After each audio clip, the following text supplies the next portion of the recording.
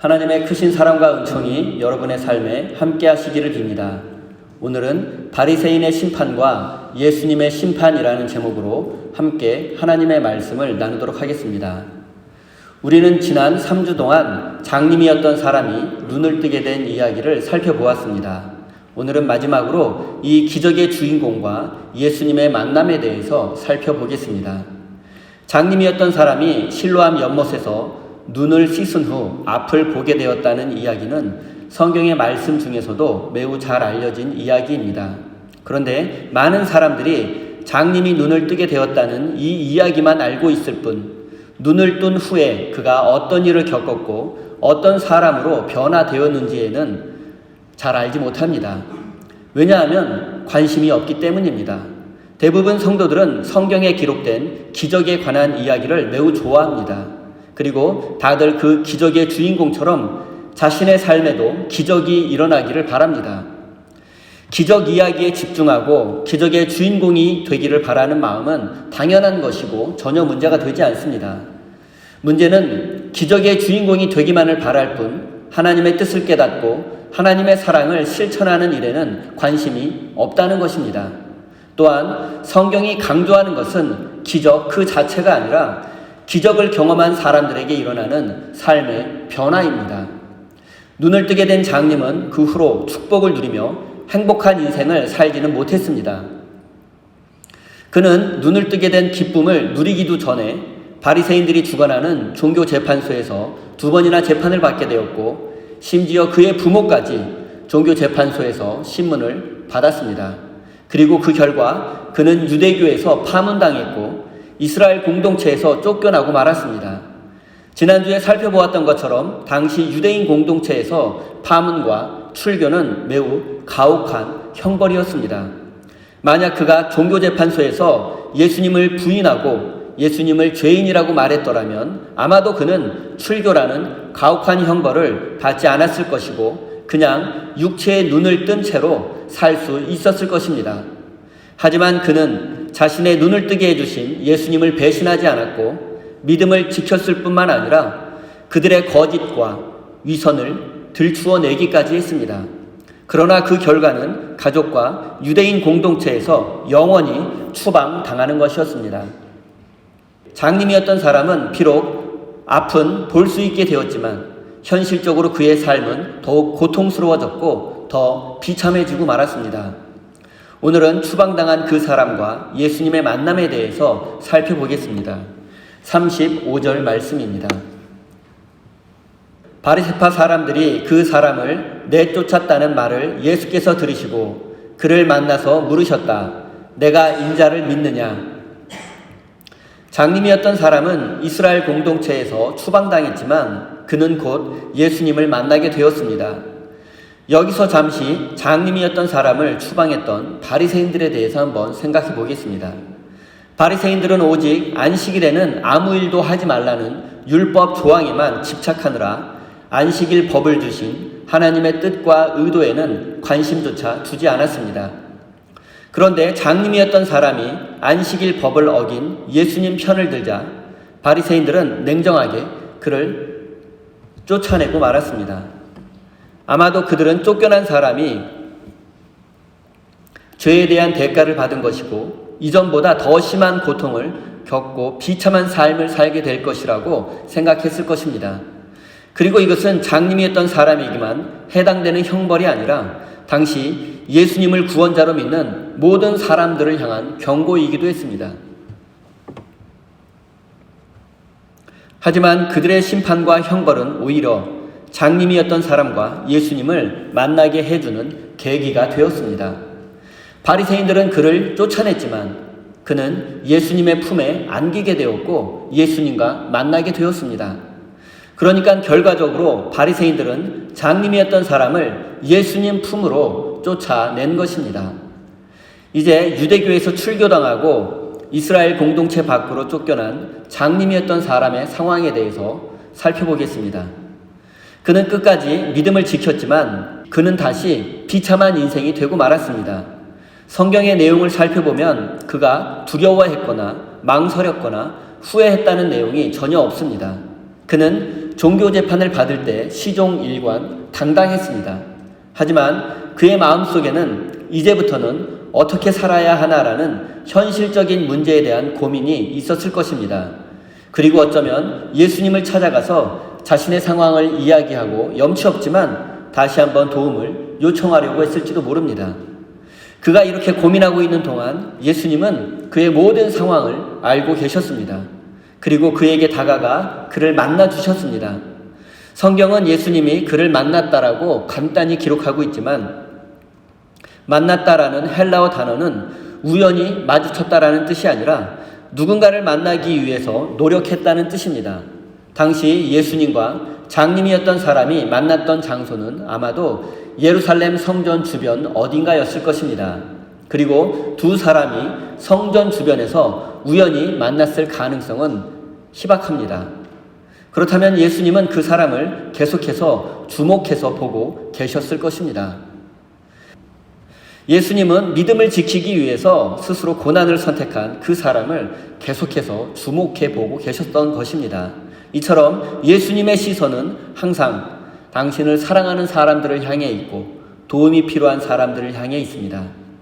사랑하는 성도 여러분, 지금 여러분의 시선은 어디를 향해 있습니까? 여러분의 마음과 관심은 어디에 있습니까? 지금 예수님의 마음은 스스로 좁은 길을 선택하고 거룩한 삶을 결단한 그 사람을 향해 있습니다. 그의 인생은 비록 고단하고 고통스러울지라도 예수님의 마음이 그를 향해 있고 곧 예수님을 다시 만나게 될 것입니다.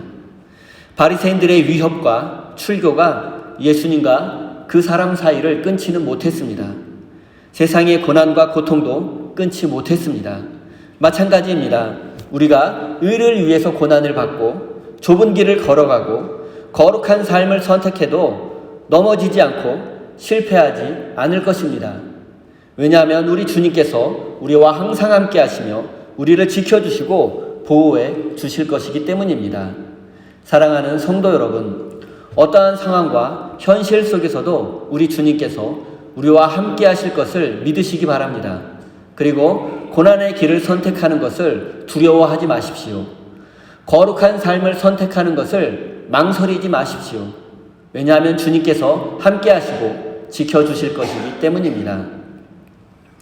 이제 예수님과 장님이었던 사람의 대화를 살펴보겠습니다. 예수님은 그에게 먼저 내가 인자를 믿느냐는 질문을 하셨습니다. 인자를 믿느냐는 질문은 글자 그대로 사람의 아들을 믿느냐라는 뜻이 아닙니다. 인자는 하나님께서 세상을 심판하고 구원하기 위해서 보내실 메시아를 뜻하는 말입니다. 그러니까 예수님의 질문은 당신은 하나님께서 보내실 메시아를 믿느냐라는 것입니다. 저는 개인적으로 예수님의 이 질문이 좀 딱딱하다는 생각을 해보았습니다. 지금 장님이었던 사람은 눈을 뜬 후로 처음으로 예수님을 만나게 된 것입니다. 그리고 예수님도 그의 눈을 고쳐준 후로 처음으로 만난 것입니다. 그렇다면 둘 사이에 할 말이 얼마나 많았겠습니까? 예수님께서 내가 인자를 믿느냐라는 질문을 하시기 전에 이제 앞은 잘 보이느냐, 종교재판 받느라고 수고 많았고 잘 견뎌주고 믿음을 지켜서 고맙고 수고했다. 그리고 이렇게 출교당하고 쫓겨나게 되어서 얼마나 억울하고 힘드느냐라는 따뜻한 말 한마디 먼저 건넸으면 어땠을까 하는 생각을 해봅니다. 먼저 그의 마음을 어루만져 주시고 위로해 주면 어땠을까? 그리고 나서 본론을 말씀하셔도 됐을 텐데라는 생각을 해보았습니다. 하지만 예수님께서 먼저 그를 위로해 주지 않은 것은 그것보다 더 중요하고 시급한 것이 있기 때문입니다.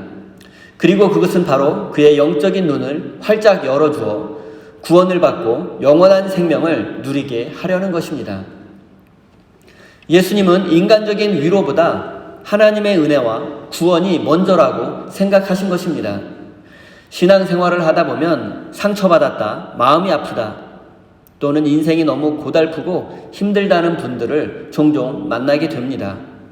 그리고 그분들 중에 상당수는 하나님의 위로보다는 인간적인 위로와 세상적인 위로를 바라는 것을 알게 됩니다. 그래서 사람에게 매달리고 사람을 의지하는 모습을 보게 됩니다. 사랑하는 성도 여러분, 저는 지금 여러분에게 사람의 위로가 쓸모없고 세상적인 위로가 소용없다는 것이 아니라 이런 것들이 하나님의 위로와 은혜보다 앞설 수 없다는 사실을 말씀드리는 것입니다. 많은 사람들이 말로는 하나님의 위로와 은혜를 말하지만 실제로는 인간적인 위로를 바라고 사람을 의지하는 것을 보게 되는데 이것은 성숙한 믿음의 자세가 아닙니다. 하나님의 위로와 은혜를 받게 되면 나머지 모든 문제는 자연스럽게 해결되어지고 아픔과 상처는 회복될 것입니다. 이 사실을 굳게 믿으시기 바랍니다. 36절부터 38절 말씀입니다. 그가 대답하였다. 선생님, 그분이 어느 분입니까? 내가 그분을 믿겠습니다. 예수께서 그에게 말씀하셨다. 너는 이미 그를 보았다. 너와 말하고 있는 사람이 바로 그이다. 그는 주님, 내가 믿습니다 하고 말하면서 예수께 엎드려 절하였다. 예수님은 장님이었던 사람에게 내가 인자를 믿느냐고 물으셨고 그는 인자가 누구냐고 되물으며 그분을 믿겠다고 대답했습니다. 앞서 말씀드렸던 것처럼 인자는 세상을 심판하고 구원할 하나님께서 보내실 메시아입니다. 예수님은 그에게 바로 자신이 메시아임을 알려주었습니다. 그 순간 그는 예수님을 주님이라고 고백하며 예수님께 경배를 드렸습니다. 장님이었던 사람은 자신의 눈을 고쳐준 예수님이 매우 특별한 분이라는 사실은 알고 있었습니다. 하지만 그때까지 예수님이 구원자라는 사실을, 메시아라는 사실을 알지는 못했습니다. 그러나 그는 예수님의 말 한마디에 예수님을 구원자로 믿게 되었고 엎드려 경배를 드렸습니다. 장님이었던 사람이 한순간에 예수님을 구원자로 믿게 된 것은 아니었습니다. 그는 종교재판을 받을 때 예수님을 선지자라고 고백했다가 나중에는 예수님을 하나님께서 보내신 사람이라고 고백했고 지금은 구원자라고, 메시아라고, 주님이라고 고백하고 있습니다. 예수님을 향한 그의 호칭에서 그의 믿음이 점점 자라는 것을 확인할 수 있습니다. 그리고 그의 믿음이 이렇게 성장하게 된 것은 바로 그가 받은 고난과 밀접한 관련이 있습니다. 그가 종교재판을 받고 이스라엘 공동체에서 쫓겨나는 고통의 과정에서 예수님을 만나게 되었고 예수님을 구원자로 믿게 된 것입니다. 우리는 우리의 삶에 고난과 고통이 없기를 바라지만 고난과 고통이야말로 우리를 하나님께로 인도하는 가장 빠른 지름길임을 부인할 수 없습니다. 우리는 고난 속에서 하나님 앞에 엎드리고 부르짖게 되고 고쳐주시고 회복시켜주시는 하나님을 만나게 되기 때문입니다. 저는 장님이었던 사람의 아픔과 상처 그리고 그의 억울함이 언제 해결되고 사라졌을까를 생각해 보았습니다. 저는 장님이었던 사람이 예수님을 주님으로 고백하고 엎드려 경배드렸던 그 순간이라고 생각합니다. 예수님이야말로 자기 인생의 참된 주인임을 믿게 된 순간 그는 주체할 수 없는 감격에 사로잡히게 되었고 그 자리에 엎드려 경배를 드리게 되었습니다. 그리고 그 순간 종교재판을 받고 출교당한 아픔과 억울함이 눈 녹듯 녹아내리고 사라지게 되었을 것입니다. 사랑하는 성도 여러분, 우리가 인생 속에서 경험하게 되는 아픔과 상처 그리고 억울함을 해결받기 위해서 사람에게 매달리거나 세상을 의지해서는 안 됩니다. 예수님을 주님으로 고백하는 믿음과 그에 합당한 경배를 드린다면 우리 인생의 모든 아픔과 상처는 자연스럽게 사라지고 주님께서 모든 문제를 해결해 주실 것입니다. 우리는 기도와 찬양 그리고 예배를 통해서 하나님께 경배 드릴 수 있습니다. 그리고 우리 각자의 삶의 현장에서 하나님의 뜻을 실천하고 하나님의 사랑을 나누어 줌으로써 진정한 경배를 드릴 수 있습니다. 사랑하는 성도 여러분, 하나님을 향한 여러분의 믿음을 언제 어디서나 자랑스럽게 고백하십시오. 그리고 하나님의 뜻을 실천하고 사랑을 나누어 줌으로써 하나님께 합당한 경배를 드리십시오. 우리가 믿음을 고백하고 진정한 경배를 드리는 바로 그 순간에 우리 인생의 모든 아픔은 사라지고 상처는 회복될 것입니다. 그리고 진정한 평화를 누리게 될 것입니다. 이 놀라운 하나님의 은혜가 여러분 모두의 삶에 가득하기를 바랍니다. 39절 말씀을 읽겠습니다. 예수께서 또 말씀하셨다. 나는 이 세상을 심판하러 왔다. 못 보는 사람은 보게 하고 보는 사람은 못 보게 하려는 것이다. 인간적으로 생각해보면 세상을 심판하러 오셨다는 예수님의 말씀은 사람들이 오해하기 쉽습니다. 왜냐하면 예수님이 우리를 위협하고 협박하는 것 같으며 인간들에게 벌을 주고 고통을 주는 것을 즐겨하는 것처럼 보이기 때문입니다. 그리고 사람들은 보통 예수님의 심판을 생각하면 구더기와 꺼지지 않는 불로 대표되는 지옥을 떠올립니다. 하지만 예수님의 심판은 사람을 저주하고 협박하고 지옥으로 보내는 것이 아니라 구원으로 초청하는 것입니다. 세상이 벌 주겠다고 소외시킨 이들에게 기쁜 소식을 전하는 것입니다. 그래서 예수님의 심판은 못 보는 사람은 보게 하는 것입니다. 예수님의 심판은 장님이었던 사람을 보게 해주는 것입니다. 그렇다면 예수님의 심판은 저주가 아니라 축복이고 복음입니다. 장님이었던 사람의 입장에서 한번 생각해 보십시오. 그의 인생은 장님으로 태어난 순간부터 세상으로부터 이미 심판을 받았고 저주받은 인생이 되었습니다. 그런데 예수님의 심판은 그 저주받은 인생의 눈을 뜨게 해주는 것이었습니다. 세상이 잘못된 기준으로 심판하는 것을 하나님의 정의와 사랑으로 심판하는 것, 그것이 바로 예수님의 심판입니다. 바리새인들은 장님이었던 사람을 죄인으로 판결하고 평생을 고통 속에서 살아가도록 내버려 두었습니다. 이것이 바로 바리새인들의 심판이었습니다. 하지만 예수님은 그들의 심판을 뒤집어 엎으시고 그의 눈을 뜨게 해 주심으로써 새로운 판결을 내렸고 하나님의 정의와 사랑을 보여주셨습니다. 하나님의 정의와 사랑으로 장님의 눈을 뜨게 해주신 것, 그것이 바로 예수님의 심판입니다. 사랑하는 성도 여러분, 예수님처럼 세상을 심판하십시오. 사랑과 정의로 세상을 심판하십시오. 이 세상에서 죄인으로 심판받은 사람, 상처받고 고난 가운데 있는 사람, 억울하고 의지할 곳이 없는 사람들을 하나님의 사랑으로 심판해 주십시오. 하나님이 이런 사람들을 심판하신다면 그들의 눈을 뜨게 해 주실 것이고 그들의 아픔과 상처를 치유하고 회복시켜 주실 것이고 그들의 억울함을 풀어 주실 것입니다. 사랑하는 성도 여러분, 바리새인들의 심판을 한번 생각해 보십시오. 그들은 장님이었던 사람을 죄인으로 낙인 찍고 출교라는 형벌을 내리고 그들을 심판했습니다. 그들은 심지어 예수님을 죄인으로 심판하기까지 했습니다. 또한 그들은 그 누구도 완벽하게 지킬 수 없는 율법을 기준으로 힘없는 백성들을 죄인으로 낙인 찍었습니다. 이렇게 사람을 죽이는 것이 바로 바리새인들의 심판입니다. 사랑하는 우리 세임교회 성도 여러분, 예수님의 심판과 바리새인의 심판 중에 어느 것이 하나님의 뜻이라고 생각하십니까? 여러분은 혹시 누군가를 바리새인의 기준으로 심판하신 적이 있지는 않으십니까? 그렇다면 이제 회개하시고 예수님처럼 하나님 아버지의 마음으로 이 세상을 심판하시는 성숙한 믿음의 사람이 되시기를 바랍니다.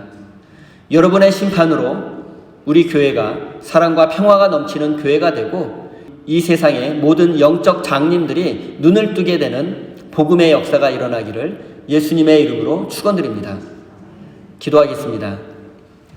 은혜로우신 하나님, 우리가 고난 중에 있을 때 그리고 억울한 일을 당해 아파하고 있을 때 먼저 다가와 우리를 만나주시는 주님의 은혜에 감사드립니다.